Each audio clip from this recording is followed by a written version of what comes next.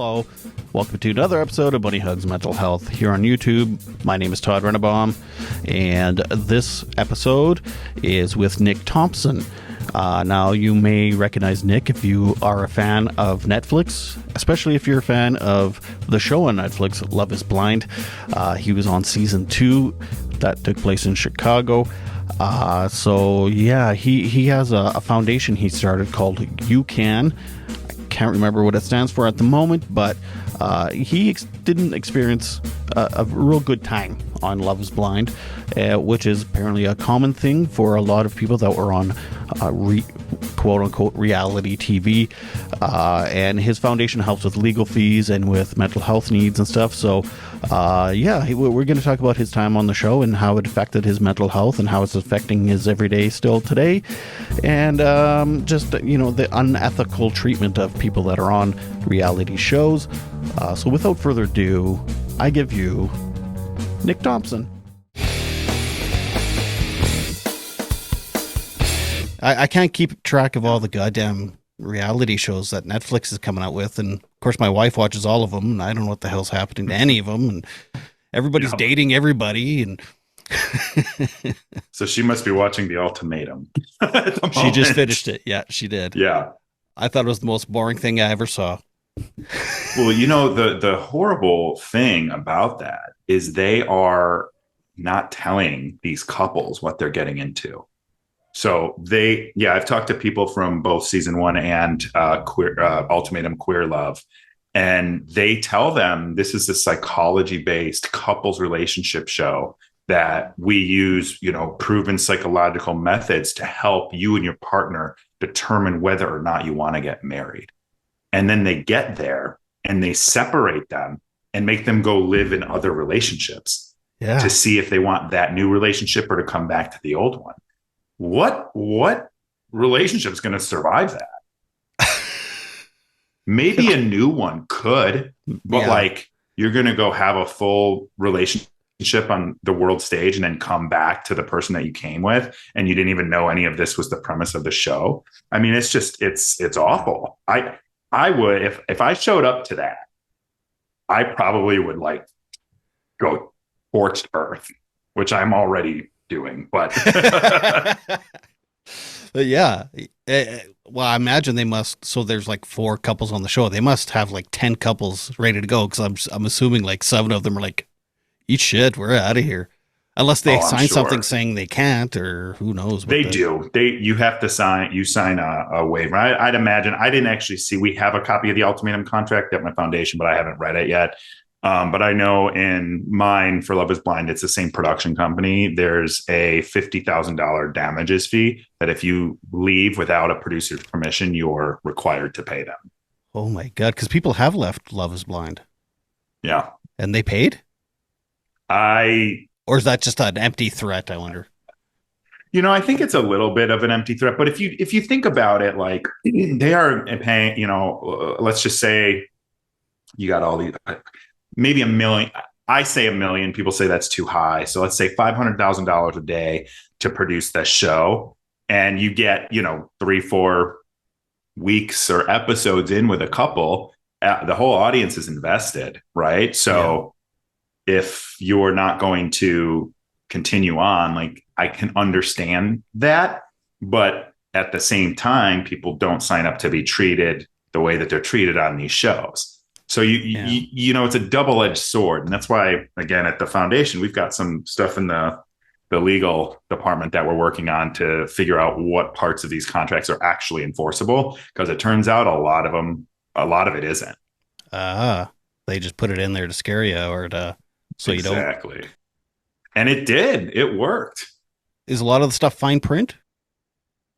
The whole contract's fine print. Is it? Yeah, I guess. The only thing that I really knew going in was that we were going to do 3 weeks completely off the grid. We were going to do, and then you get there and you find out there's the more detailed schedule, but you do 2 weeks in the pods. And then if you get engaged and you see each other and you like each other, then you go to a tropical vacation, which originally was going to be Costa Rica, but then COVID outbreak in Costa Rica. So Costa Rica. So, last minute we had to go to Mexico. And for 3 weeks, you're going to be off the grid. You have to give up your phone, all of that. And then if you're engaged and you survive Mexico, let's just say, then they come back and film you with your friends and family and all this other stuff, which you think is going to be this, documentary crew walking around. That's not the case. Everything is pretty much templatized and storyboarded clearly ahead of time before you get there. So I did see a video. Well, the video I saw that got me to reach out to you, it was on TikTok, but I don't know where you originally posted it. You were talking about a fight you had with your fiance, or were you married? Yeah, your fiance, and how it was all like they manipulated the whole situation. Oh yeah, we had a few of those. There was one where we were in Mexico and she had a panic attack while I was away, at the party that she wasn't allowed to go to because of COVID protocols. Long story short, that was BS too, because when I got back from that party, which they really kind of really encouraged me to go there and us to separate for that, a couple of hours. And she had a panic attack while I was away, kind of everything sinking in. A whole hell of a lot happened the last 3 weeks. Yeah. Plus you're sick. Plus and she was feeling better by that point. It was just a stomach bug, which, you get if you look at the water the wrong way in Mexico, you start to get sick. So that was one time, and I came back and they didn't tell me she had a panic attack. And they're like, just go in there and film. She's not mic'd, so stay close to her so we can pick up the sound. And I didn't know. And so we got in this fight that wasn't really about us. And it was more about the situation and her being on edge and me not knowing what was going on and feeling and so it was this whole thing. And then there was another time they just kept trying to get us to fight about stuff all the time. And there was another time where we were in costumes and it was the most tongue-in-cheek conversation you can imagine. And they just chop it up in a way and use footage that's not in context and add dramatic music. And it just seems like we're fighting about this stuff in costumes. And it's just ridiculous, some of the stuff they pull. But there are people, I've talked to so many people at this point. There are people that have had some of the worst things imaginable happen to them. And it's not my story to tell, but I'm talking, things like sexual assault, physical abuse. There's obviously emotional abuse from partners in these dating shows. There's abuse from the production side of things as well. I've heard people have gotten hooked on prescription drugs that were given to them from producers. I've heard, I've heard unbelievable amounts of horrific stories. I had someone on my podcast, was it 2 weeks ago, 3 weeks ago now, and her name's Stephanie. She was from 90 Day Fiance, and she got attacked by bugs while they were in Belize. And she started having allergic reactions and having all the bumps, and her face was swelling up. They made her film, and then in the editing made it look like she was drunk. Mm-hmm. Yeah. So these stories are just horrendous, that you hear. And for every bad story that you hear, there's 10, 20, 30, 40, maybe more people behind them scared of the NDAs to speak their truth. Yeah. Yeah. I mean, if I was going to go on a reality show, I would know that, okay, they're going to edit shit to make it look whatever, but it's when they actually fuck with you. That's when it's no. Whatever, make me look like an idiot or make it look more dramatic than it actually was or whatever. I expect that, but it's when they start, really fucking with you. And sometimes it's even the crew too. It's not just, 100%. They're all there to do a job. They're all getting together, storyboarding your day, storyboarding your experience, getting the storyline that they want. And, the funny thing is that you say about, it can be edited, all this stuff. So I go into, reading this contract on it literally says, we can misrepresent you. We can defame you. You will be subject to public ridicule and you have no recourse. So that's essentially a giant run-on paragraph and page 19 of 30 or something like that. And I read the whole contract and I went through it and I'm like, well, I have character. I operate within my values. I I was open to them. I'm like, you're not going to manipulate me. I won't be saying things and doing things that I wouldn't say and do in real life. And I just want you to understand that I may not be what you're looking for a reality TV show. And I can honestly say, like, I was within, I don't regret anything I didn't say or do anything, and I didn't get a bad edit, but there were definitely moments that were like edited together from different scenes or different conversations, and stuff was left out and all sorts of things like that. But, when I see what's happened to other people, even on my season, like getting the villain edit, and it's like, It's just brutal. There's so much manipulation. They're getting you to do and say things that you're only saying and doing because you're exhausted, you're hungry, you're thirsty, and you can't leave. So it's very, it's a very, very, like a prisoner. It's a very intense experience. And I've talked to people too who have gotten the villain edit, and, it ruins their lives. Like, it just literally just ruins their lives. And you don't have any recourse, at least not yet. But, the reality is there is nothing in these contracts that stops them or stops you from suing them for defamation. And I think that's something that's really important to get out there to some of these people whose lives have just been completely disrupted because they got a defaming edit. Mm-hmm. And that's what your organization is about, is mental health support and legal support. Correct. So we want to help make sure people understand the contracts that they're getting into, have access to mental health support. Although we did just hear today, Love is Blind season 5 coming out in a few weeks here, that they offered them 6 months to 12 months therapy post show airing to every cast member. So I think that's a hell of a step in the right direction. Now, do they follow through on it? Because they promised us some too. It's in the contract, but they did not follow through on that at all. But that element of making sure you have mental health support before, during, and after. You have legal support before, during, and after. If you come through us in the organization, we can pair you with the resources that you need. And then additionally, it's advocating for change in the industry, and that's going to be through several levers. Ultimately, I'd like to continue moving towards a reality TV cast union, so we have collective bargaining power. That's multifaceted because there's so many different types of shows. There's so many different types of casts. There's shows, kind of like you alluded to, that maybe they have 4 couples for the ultimatum, but they've got 10 on standby. And, if that cast comes and says, hey, we're striking until you recognize our union, all of a sudden it's like, okay, bye. Here's the other couples that we have on standby. So, there's a lot of stuff. And then you've got some shows that are, like Housewives or Vanderpump Rules, where they go on and on and on, but they get extra, or they get the same cast every single time. So, they have much more negotiating power than these couples going on the ultimatum, or the 15 men and 15 women going on Love is Blind, where, you can say you don't even know who each other are until you get there. So, there's organizing challenges there. But I know and I've been working with the Teamsters, which is, the largest union organization in the world, working with SAG-AFTRA to try and figure out what a path forward would look like. I used to be a Teamster. Oh, yeah? For what? I worked at an animal shelter in my local city, and our union was Teamster. That's awesome. They're great. I actually first got connected with them because they were like, hey, we've been watching this and paying attention to this for a while, and we're kind of waiting for an opportunity to step in. And they've been, shout out to, I actually don't want to say her name. I don't want her to get any kind of hate, but shout out to that wonderful person that DM'd me and said, hey, let's have a conversation. And she's a director at the Teamster. So it's been, they've been great. Really great. And they just got that killer UPS contract here in the States. Oh, yeah, nice. Yeah, the average worker, including benefits, for UPS now is going to be making like $170K a year. Holy shit. Yeah. Damn.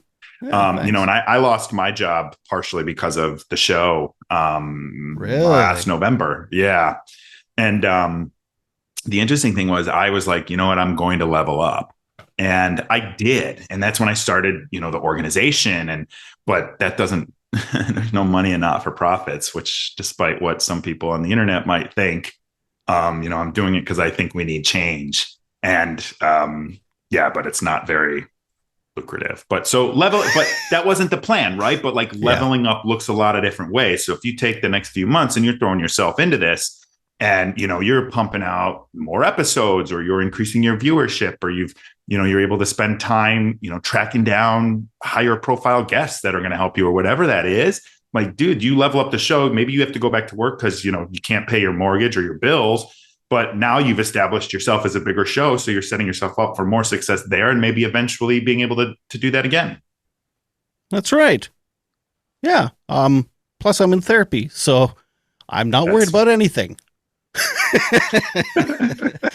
I can relate to that. My therapist was like, "You're not very worried about this," and I'm like, "It'll all work out." Well, I mean, I was worried until I started seeing a therapist, but anyway, enough about my podcast. Anyway. Well, unless you have a question, go ahead. Yeah, I was going to ask you, how long have you been in therapy? What's your experience been like? Oh, Nick, I charge a lot of money to tell my story. I've been so I'm a suicide attempt survivor. I'm in recovery. I'm almost 7 years sober. And I was just diagnosed with ADHD. So, I've ran the gamut of mental health issues until pretty much till I got sober about 7 years ago. And then I started advocating and then COVID hit, and then I got bored because I couldn't advocate. I couldn't go out and do stuff, and I used to play in bands, and I had the gear. So then I started. So yeah, I've been in and out of therapy for like 10 years, and medications for like 12 years, and whatever. But look at your resilience to not. That's the thing with COVID. A lot of people who had worked so hard, myself included, at some point, to sort of manage their depression or their mental illness. Everything you did to put structure and build a life for yourself that was working for you was just stripped away. So I think, you should feel proud of that. Well, thanks. Yeah, in some ways I loved COVID. To be honest with you, I was like, I get to stay home with the people I love the most, just do whatever. But yeah. So I wanted to talk about your experience coming out of the show. So, it's a wacky, sexy adventure that you're in, and you're meeting people, and you're in love, and all this stuff, and everybody thinks, oh wow, that's great. Now they're a lovely couple and stuff. But like you alluded to already, like you've lost your job because of the show. You're now divorced. Like this is the shit people don't see. Like other people go broke. Like it's. There was a whole article came out about all the people that have financially struggled with work maybe 2 or 3 weeks ago. Yeah. Oh, interesting. Yeah. From not just Love is Blind, but from all types of shows. It was prompted by a comment that I made about how it was really difficult for me to find work. And of course the media did the media thing and made it seem, they say, oh, he blames Netflix. And it's like, not true. That's not what I said. I basically said this entire experience has like impacted the life that I built for myself, and it makes it difficult to find work. Like I'm a marketing executive, and when I would go on interviews and people would recognize me after the show came out, I would end up, either getting a hard no, like we just don't want that, or end up in interviews with HR that would be like, how do you handle being a public figure?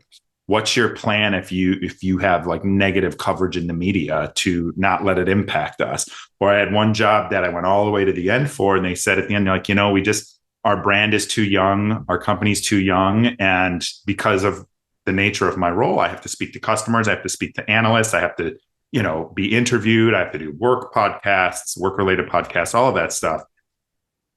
So, it's like, well, what if you get canceled? What, like all of these things? And, how do I have an answer for what happens if I get canceled? I mean, I don't even know what you get canceled, what I would get canceled for, but it doesn't mean it isn't going to happen, because in the moment you say one thing or one stupid thing that I said on Facebook 10 years ago, and it's all of a sudden you're done. So it's like, I partially get that, but like, there's so many people, to your point, that have really suffered, just from going on there. And there's no Netflix, ABC, Bachelor Nation, Survivor, Brinks truck that comes and drops money off at your house every day because you were on the show. Yeah. Oh, you don't get royalties or anything like that for that No, season? no, you don't. Did you get paid at all?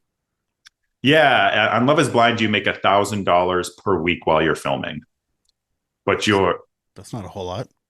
no, it equates to be about $7.14 an hour. And Yeah, you're working 18, 20 hours a day when you're in those pods and in Mexico. they're filming you 18 hours a day. Yep. I guess, yeah, because it shows you like they show people getting up and having coffee in the morning to going to Well, bed that's at a night. set. That's a set. That's all. That's The all pods? performing. Yeah, that's a Oh, whole set. We actually stayed in a hotel room about 20 minutes away, so we'd be shuttled back and forth at the beginning and okay. end of every day. Yeah, I guess that's not. I kind of I know. figured I'm something like, like that, but you're not wrecking oh, anything okay. I for was me, like, but I maybe don't want other to ruin people. it. Don't tell your wife. They sleep in a pod. But Well, yeah, no. sometimes you sleep in the pod whether you want to or not. Well, yeah, that was in the last season. One of the girls fell asleep while the guy was Yeah. gonna propose. I don't know why that's so funny, but Yeah. but I guess if you are sleep deprived and hungry and all this stuff, that they purposely try to. It's almost like that. What's that? They made prisoners and the prisoner guards Yeah. kind of Stanford prison experiment. experiment. Stanford. Yeah. Our foundation's psychologist, who's our director of mental health services, references that all the time when she's talking about what this is when she hears about it. Whoa, It's like it's an experiment. I'm as smart as them. I'm smart as Dr. Isabel. Yeah, she's very smart. So She good look. She good looking. she's married with kids happily. I just want to know if I'm good looking too. Yeah. That's okay. I don't know what I'm talking sure. about. So I should Why have warned not? you. I could be a smart ass and just No, flaky. dude, I love a smart ass. I'm a smart ass. My mouth gets me in trouble, which is probably maybe how I will end up getting canceled. I can be very snarky. But it's also how you leveled up. So there you go. It's a double-edged sword, like Very you said good before. point. Is there one show in particular that seems to be more abusive than another that you're finding? It's the next one I hear or talk to a castmate from. Because I'm thinking like it can get worse than Love Is Blind, and then I hear, oh, someone got addicted to opioids that were given to them from the producer. Oh, somebody got raped. Oh, somebody got punched in the face by their partner. I want to know names. I know you won't. I know you won't. But yeah. But it's pretty terrible. bad, and it's across shows. And by the way, it's not just dating shows. It's competition shows. It's cooking shows. I've talked to people from like the 80s and 90s that were on talk shows that would go into a talk show and they didn't know that they were going to be DNA tested and find out their child is like, it's not their child. Like all that stuff that you see, like they don't know that they were getting into that. So takes care of all those kind of people. Yeah, anyone who's been, anyone who's been in a reality TV experience, we will try our best to help you in every way we possibly can. That's not exclusive. That's not exclusive to Love Is Blind or dating shows or the last 10 years. If you have that experience and you need support, we're here to help support you. I feel terrible. So I talked to a guy about a year ago, and he was on Married at First Sight in Australia. Mm-hmm. And don't ask me why we watched the Australian version. It's because my wife loves it. Anyway, and he was like the most hated man in Australia, like after the show. And I got a new software and I forgot to hit record. So I did this whole interview with this guy and I forgot to hit record, and then he didn't want to do the interview again. So anyway, my bad. Lesson learned. Oh no. But I've been interested in this for quite a while. Because it's fascinating to me. It's like, for one, it's just, I like reality TV. And then it's like, two, it's like, okay, what is actually happening when I'm watching the screen? Like, nah, this isn't actually happening. Because you can see sometimes like the lighting changes or they're wearing a watch and then they're not wearing a watch. It's like, that's a crappy edit right there. I noticed that. But then, yeah, when they go back home and like they're walking the streets or like, anyway, I can't remember. I was going somewhere with a question. You forgot to record. Maybe there was no question. Maybe it was just me saying I've been interested. You know what? I actually talked to someone from last season on Married at First Sight Australia. Her name's actually, it just started streaming here in the States, so you and your wife might be watching it soon. Her name's Alyssa Barmundi, and she got a villain edit and had no idea that was coming until it happened. And she had to leave Australia and come to the United States to be with her family because she couldn't leave her house. Right. And not by like she would leave and people would be snapping photos and harassing her. And when we posted the clip together of our podcast episode on Instagram, you got holy shit. I didn't really get it, but I saw what she was getting. And then, you know, she would share DMs and I'm like, what is wrong with these people? Just TV. How do they have so much hate in their heart? God damn. I don't get it. I don't like, it's like, I like to think I'm just an average guy, and it's like, okay, it's entertaining, it's fun to watch, but like, this isn't real. This is still TV, right? Like, and if I met the person, because honestly, when I was watching that Married at First Sight Australia, you know, when we were watching, I was like, that guy's a jerk. But then I meet him on the podcast, and it's just, you know, it's like meeting a football player for a team I don't like. Like, I don't dislike him, you know, it's entertainment. Unless it's Aaron Rodgers for me, I can be nice. Chicago Bears fan. So, well, you don't have to worry about him for a while anyway. I don't. I hope he retires. But anyway, that's not I've quickly become a Lions fan. Oh, man. Well, you would enjoy half of my friend group because we're pretty evenly split between the Bears and the Lions. And we have been arguing about it all summer. And then, of course, the Bears got humiliated and the Lions beat the Kansas City Chiefs. And but I get it. Like the Lions, the hype is there. They look fun. They're fun to watch. They've got a good attitude, or at least it seems so. Well, and they've sucked for 40 years. So it's like, hey, they might actually be okay. Yay, it's the underdog doing okay. But anyway. Very good.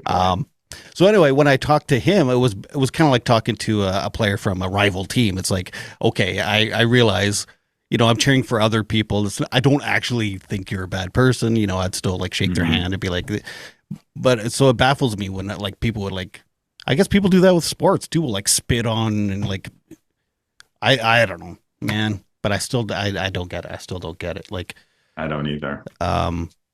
Where's it going? I guess that was one of the big things like I took away from this is how damaged people are, that they feel like that's okay. That's acceptable behavior to treat human beings that way or say something like that to a human being who you've seen on TV. That you would, by the way, 99% of the time you met this person in person, you would never say that. Yeah, that's right. Or just how emotionally involved people get, but with watching television shows. Right. Like, these are real people, man. That's what I say to everyone. I'm like, remember, human beings first. You know, I just started comparing it to WWE, right? Like you watch WWE and you see like, okay, you know, The Rock is The Rock, but he's like an amped up version of his personality for dramatic effect. So there's like elements of him that are there, but then he's going on and doing this, you know, performance that kind of guises itself as real, even though everyone knows it's not. We need to watch reality TV the same way. Like these are amplified versions. These are semi-real, semi-truth based on actual events. And, you know, just view it through the lens of this is highly edited. This is loosely scripted, and they're trying to tell a story for entertainment purposes, not to give you a documentary view on somebody's life. But that all aside, like to get people hooked to opioids and put them in possible rape situations. And yeah, that's yeah. I mean, and it all falls on them, right? Like the abuse from the show, plus the abuse from the public, plus, you know, their jobs, plus their finances, plus their, I'm sure families have been split up because of people have been on shows or they tell a secret 100%. And then everybody knows the secret. It's like Jimmy cheated on his wife and he talked about it on that show. And so now, oh man. Well, that's like the Vanderpump Rules. Now, I don't watch that show. I've met a couple people from the show. I've exchanged DMs. So believe it or not, I never watched reality TV. I don't know how this happened to me. You just started.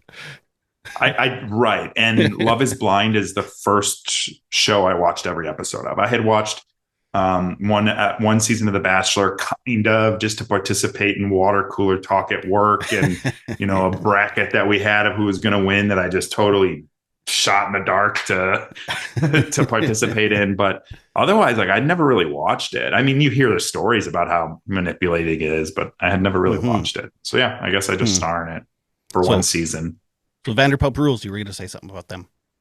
Oh yeah, so Vanderpump Rules, like what happened this last season with Tom Scandival and Renee was just, I mean, horrible mistakes made, but not in the privacy of your relationship or your friendship or your friend group or your family, but on the world stage. And to go through that, and I'm not justifying anyone's behaviors, they did what they did, but to go through that in the public eye with millions of people coming at you with their judgment and their hate when you're already experiencing tremendous loss from a personal perspective. And again, like, I'm not justifying it, but to have that play out like that is just, it's awful. Yeah. It's like the Hunger Games. Yeah. Yeah, it is. Yeah, it's Running Man. Yeah. Of relationships. Right.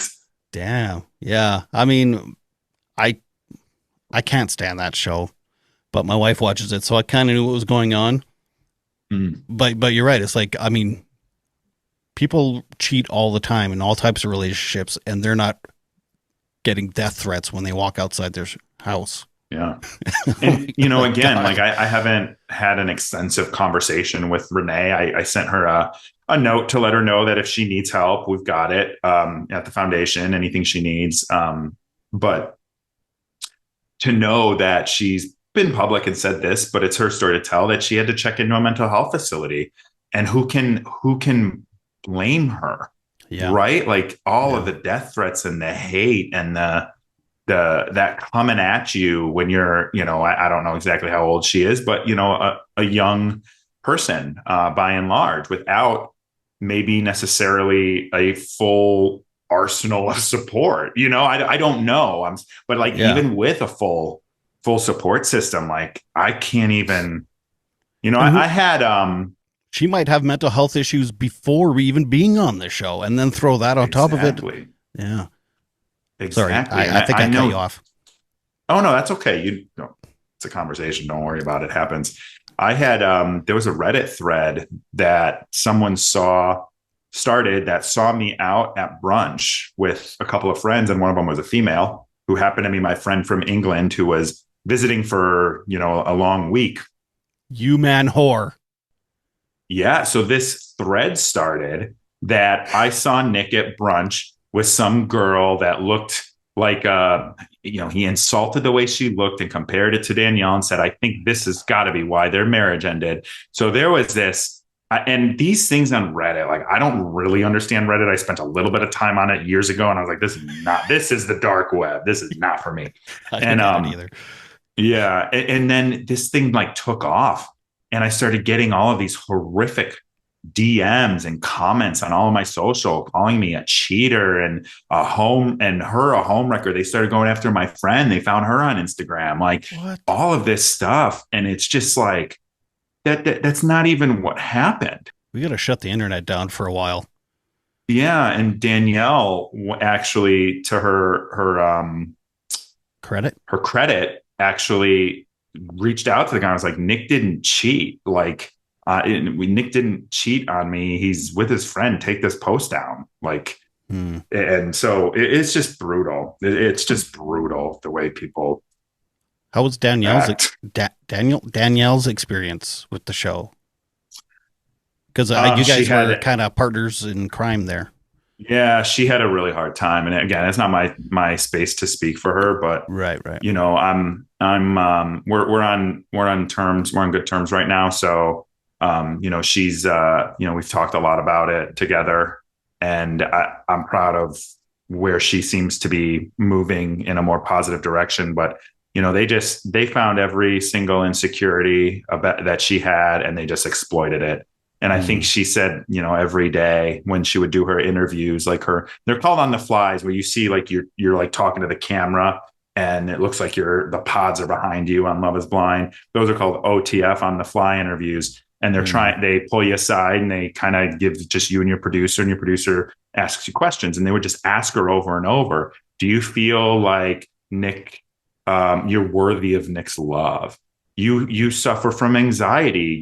Are you worried that Nick can't deal with your anxiety? Or, by the way, Nick said he doesn't know if he can deal with your anxiety. Do you think he can deal with your stuff like that? Which, by the way, I never said that. Like, I wouldn't say that, especially. And like, when you experience mental health challenges, the last thing you really ever do is judge someone else for theirs, because you know what it's like to go behind closed doors and try and manage that. And as men, the society dictates it's going to be more difficult for us to even share, right? Like, you're going to hide that away. At least I know that was my experience for a long time. And so to have someone just like take that insecurity and take her anxiety and just continue to like ball it up and use it against her, it's deplorable. It's despicable. And I know she's done a lot of work. And I'm proud of her for the work she's done and the progress that she's made for herself. And you can see it, like, when I haven't seen her in a little while, but we got together a while ago, and I don't want to say she's a different person, but you heard it here, folks. They're back together. Don't start that rumor. That's already been started. Breaking news. But yeah, so she's done a lot of work to help herself get in a better spot. Good. Yeah, it's. I mean, mental health shit is tough enough without the world looking at you trying to go through it. And everyone was calling her crazy, and everyone was commenting on my stuff. She's crazy. Don't do it. Like, all of this stuff. It's, as they're seeing, and I think it ended up being like an hour and 14, hour and 17 minutes, somewhere in there, throughout all the episodes. I'm not counting after the altar. So it's like, that's not even a full movie. You think you know her or me or us? Yeah, and it was all a manipulated hour. Yeah, exactly. I talked to Angela, I forget her last name, but she was on The Rehearsal, and it's a little different. Okay.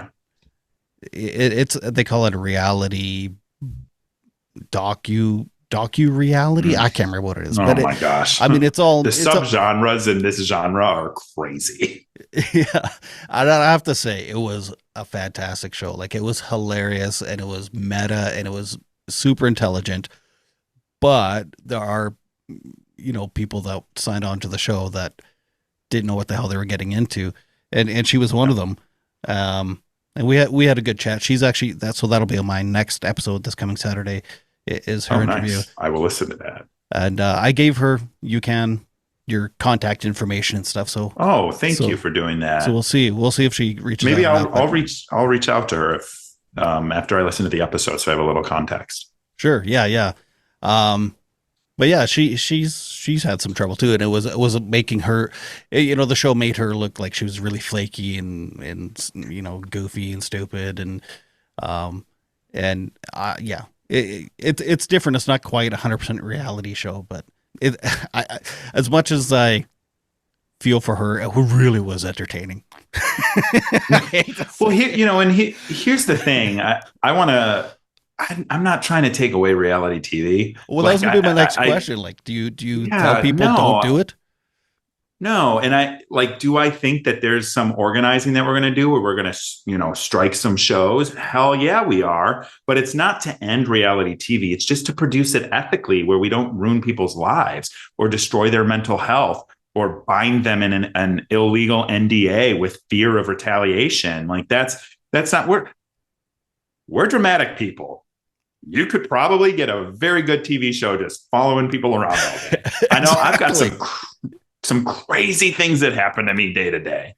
And, I'm a low key guy. Like, I'm very private. I remember, like, even when I was filming, I'd be like, I'm not going to talk about that. I'm a private person. And my producer would always be like, you're not private anymore. Like, you're going to be on global Netflix. So your days of privacy are over. Like, but, I think about it and I'm like, I think we can do this better. And to be honest with you, I'm not a bitch and complain person. I'm a doer. And when I identify a problem, I want to solve it. Sometimes much to my detriment in relationships when you're a fixer. But I'm not trying to end reality TV. I'm not going scorched earth. Let's destroy reality TV. I'm saying there's a problem where reality TV has escaped labor practices. They've escaped laws, and they have escaped the ethical responsibility that they have to make sure that they're not ruining people's lives for entertainment. I mean, if that's going to be the case, like, what kind of society are we? And I think, by and large, the public agrees with that, and the majority agrees with that. But I think people don't know. But I do think we can ethically produce this. Why can't, 5 years ago, you sound like you're a bit of an NFL guy. 5 years ago, they had a team doctor that could clear whether or not a player plays with a concussion. We've learned so much about CTE and so much of the long-term damages from concussions, especially when people continue to play on them and don't heal as much as they can. Well, what do we have now? Well, the Players Association, I believe it was them, had negotiated that we want an independent neurologist on each of these teams. So if Patrick Mahomes or Jared Goff, if we want to talk Lions, gets a concussion, it's a playoff game, or it's an important game, and the team doctor's like, I'm a team guy, we go on, you're fine. Exactly. Now we have an independent person. It's like, no, he's not fine. And he's not going to go back and play. And he's going to be put into the concussion protocol. And he's not going to play until he's cleared by me and the team doctors. So, why can't we do something as simple as that for reality shows, where we have a mental health professional on set that's independent? And maybe at some point that can be the UCAN Foundation providing that to them. And I like it. And then, and that's not the business model. I'm spitballing just so everyone knows, but I still like it. Right. But like, why can't we have that? So like in my situation with Danielle, that therapist would work with Danielle and work with us maybe, and then decide, what, they're not going to be filming anymore until I give them that clearance. And, I've had my first panic attack almost a year ago. I've never had them before in my life. And it wiped me out for the rest of the day. I couldn't even think. I just melted into my couch and watched TV, or I might have played Madden. Ironically, it's the only video game I play, but, and I can't imagine what she was feeling like in that moment. So to make her film, or the next day to like, just act like it didn't happen, that's damaging. And why do we have these contracts that are 100% siding with these billion-dollar production companies and take away all of the rights, and all of the rights to negotiate a contract, all of the rights to negotiate your salary, your residuals, and like anything like that? Like we have escaped all of that in reality TV. So I think we just need to do this better. And if I didn't think it could be done better, I wouldn't have started the organization. I wouldn't be organizing other reality cast members. I wouldn't be keeping myself in this world that is clearly not meant for me. If I didn't think that we could do this ethically and we could actually get change. Well said. Did you practice that? I didn't. And I actually at one point was like, I've been going on a little bit here now. I'm not exactly sure where I'm going. So I'm going to See, that's reality TV. That what we just had was reality. Was your panic attack a year ago based around being on the show or anything, or did it have nothing to do with it?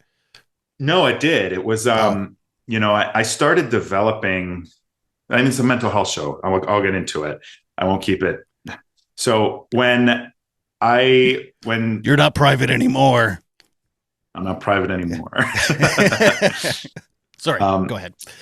No, when we were divorced, it happened very fast. Not the divorce. The divorce itself took a little bit, but the filing happened pretty fast. I had asked for a little bit of time to like reset and rethink, because let me tell you, from the moment you're on that show, there's pressure cooker after pressure cooker, right? So like you're filming, pressure cooker every day, life-altering decision.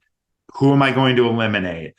Are the people I'm going to eliminate me? Am I getting paired up with the people that I actually like? Am I, and And then Danielle and I connected very quickly. So it's like, am I going to propose to this person? Then the next day, I'm going to see her for the first time and she's going to see me. Are we going to be physically attracted to each other? Does it actually matter? Because you kind of go through it and you're like, how much does it matter? You start questioning that. And then you're in Mexico. Like, is the relationship going to be physical? Are we going to be able to spend nonstop time together? Like, that stuff is all stuff that you figure out over months in a normal relationship. And we did it in 3 weeks.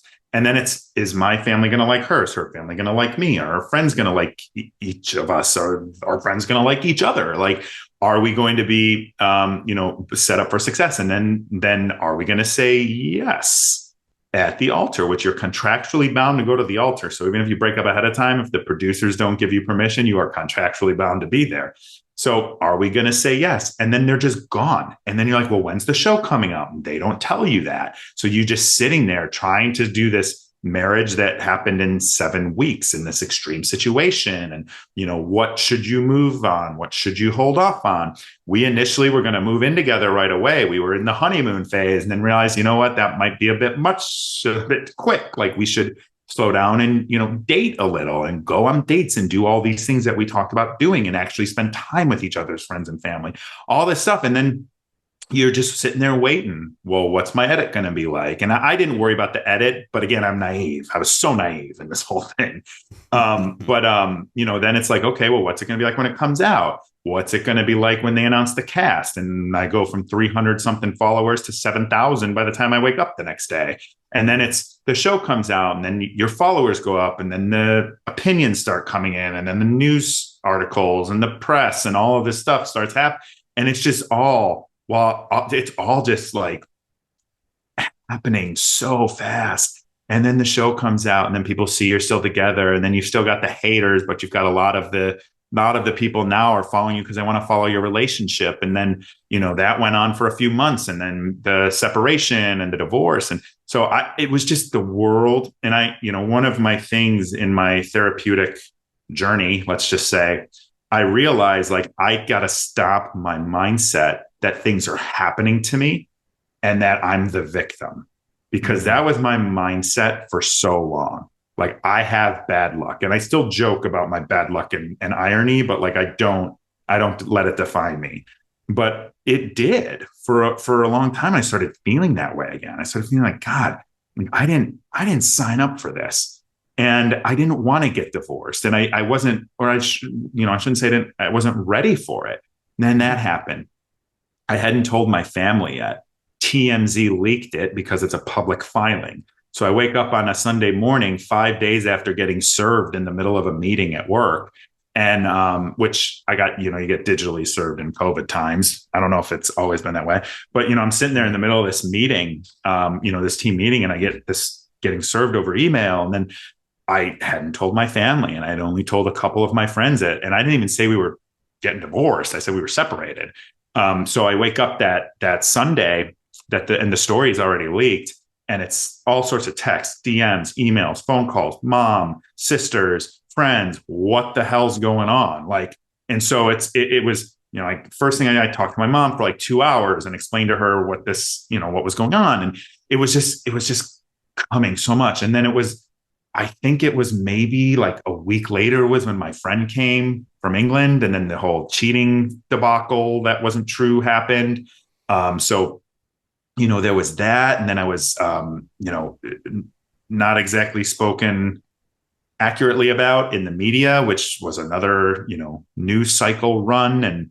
And I remember like I woke up that next morning and like I had all the DMs, all this stuff, the text, this stuff. And I was just like, I'm physically ill. Like I had to take off of work for a few days. I had to have a friend come stay with me because probably the closest I've ever I've suicide ideation. So I was like 6 or 7 years old, but like, this is when I was like, am I going to do this? Right. Mm-hmm. And I've actually never talked about this before. So, thank you for your story is making me feel more comfortable to share mine. So thank you for that. And I had a friend who, Honestly, Yeah. that's Charge me 200, was it 250 an hour for therapy? So I'll Venmo you.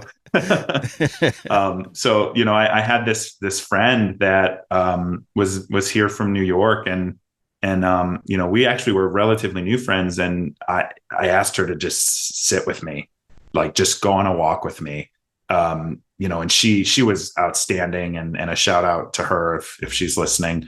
I was in a bad shape, and then a week later I wake up, literally a week later, I wake up to a text from my boss, who I had gotten pretty close with, still to this day. We talked a couple of weeks ago, and he was so supportive of the whole show thing and like what I was going through. And he's like, you need to call me. And he's like, yeah, he's like, we're doing layoffs, and you're done. And I was like, oh, I'm like, okay. So like, how long? And he's like, well, you're going to go to log in on your computer at 9 o'clock or whenever you do this. Cause it was like 8 o'clock, probably maybe 7:30. And it's not going to work. And he's like, and I wanted to give you a heads up, because when that goes off at 9 o'clock or whatever time, he's like, you're not going to have access. So he's like, I wanted to give you a heads up so you can go get anything off of your computer that you need or you want. God, I hope I'm not getting him in. Oh, he doesn't work there anymore. Whatever. It's like, God, I'm outing his humanness, but her humanity. But that was when it started. It was like, okay, I've lost my job. I've gone through a divorce.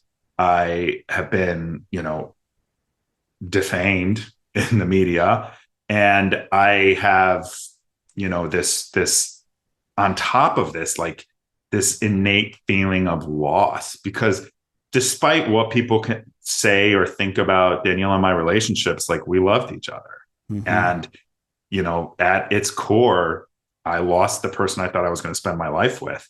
And, that was just sitting in this brick in my stomach. And it was shortly after that, I don't remember what day it was, but I was outside and I started gagging. And I just like, whenever I would think about any of it, I would just start gagging, and I would get lightheaded. And I would, in some instances, thankfully this only happened at home, I would have to sit down or I was going to fall and pass out. And it was shortly after that I had my first panic attack down the street from here. I was walking. I was like, I was gagging. I was like overwhelmed by all of this. And this was, like a week or so later, overwhelmed by all of this. I'm like, I got to go outside and walk. That's one of my strategies when I need to like decompress and regulate myself, is to go for a walk outside, no matter the temperature, like figure it out.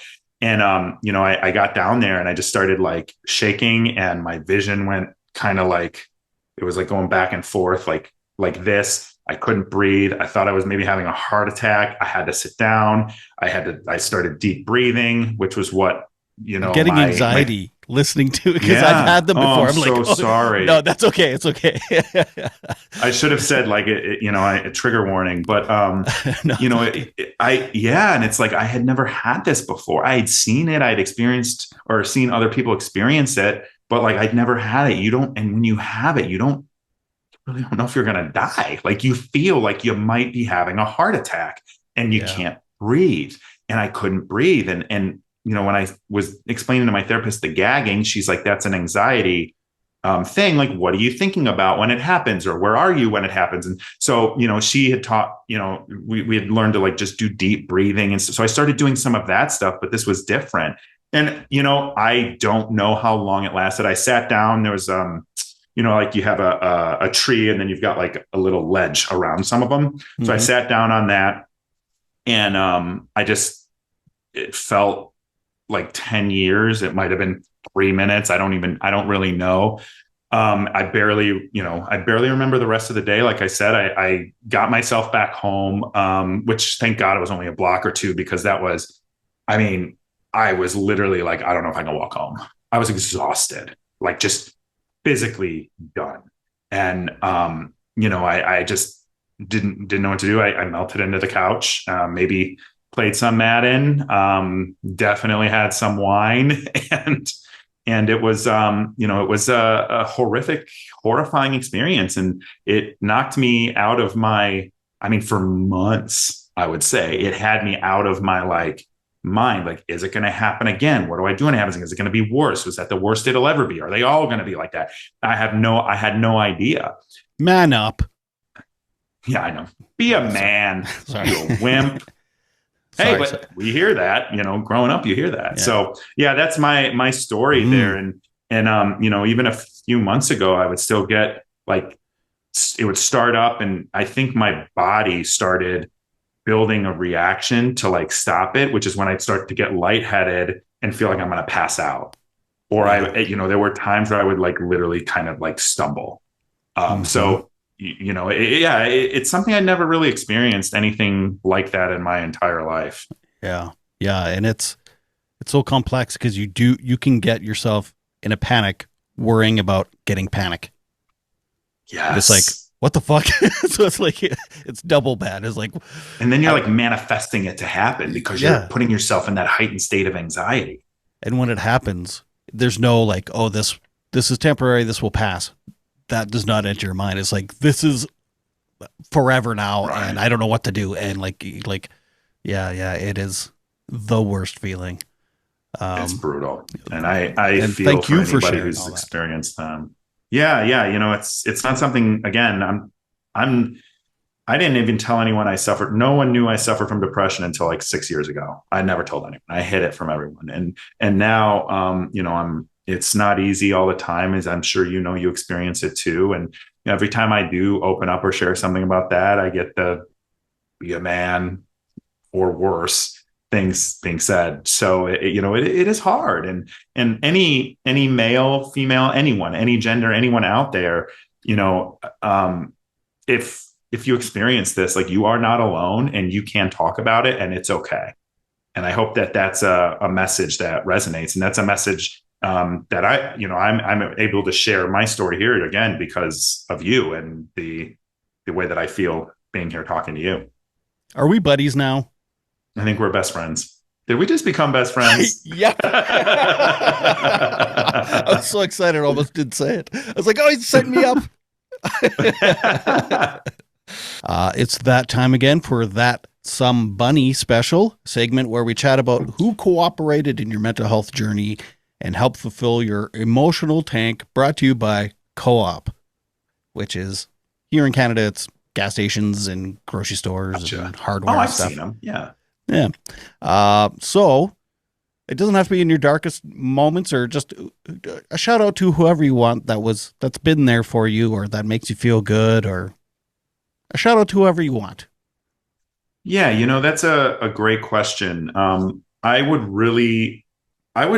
kind of want to shout out to, because sometimes I rag on them in these interviews, but like I say things like, my core group of friends, there's like 6 of us. I often say things like, well, they didn't understand, or they saw it on TV and didn't take it as seriously as maybe other relationships. And I don't think that that's always fair. And my feelings of isolation, and like nobody understood or nobody could be there in the way that I wanted. But I think they did the best they could. And I don't want to say I took it for granted, because I don't take my friends for granted, but I think I should show them some gratitude for doing the best that they can in a complicated situation that they didn't have any idea how to handle or how to support me with. So, shout out to Tom, Justin, Courtney, Luis, Michelle, Evelyn, Jake. And those are the big ones. Well, you're only allowed one, so you're going to have to take away 6. Oh my gosh. Okay. Well, I know I can take away one who's been arguing with me too much about politics lately. Not football, politics. Well, we got that too, but yeah. Oh no. You disagreed politics and football? Yeah, get him out of that tough friend group. I need new friends. That's why I'm here. I did do an episode with a mother whose daughter was on The Bachelor, and her daughter did take her life, actually. She did have mental health issues before the show, and it wasn't necessarily, because of the show, but it contributes. There's no one that's coming out of these things unscathed.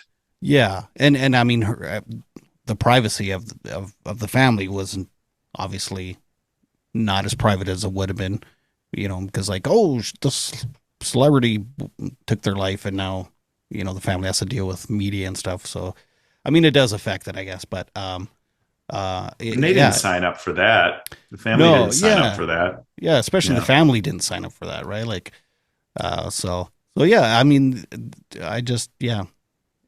That being said, I've applied to be on shows, and I know Don't this do it, stuff. man.